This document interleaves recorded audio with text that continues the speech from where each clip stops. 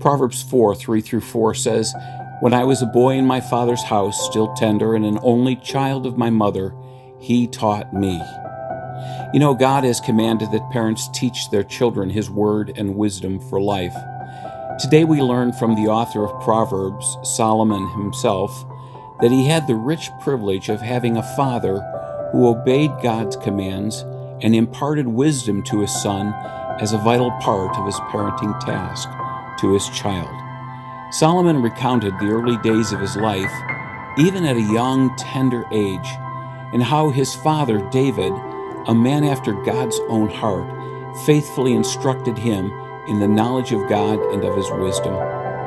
As a result, when it came time for Solomon to contribute to God's Word and to compel others to make God's wisdom the supreme quest of their life, he was equipped through the faithful work of his father.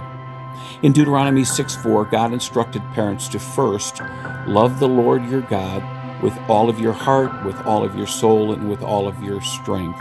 He then said, "These commandments that I give you today are to be upon your heart."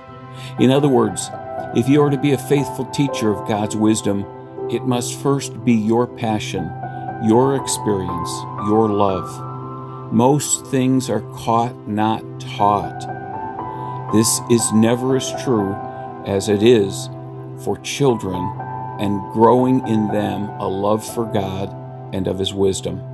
After urging parents to first practice what you preach, he then says, impress them on your children. To find wisdom is to become skillful at living.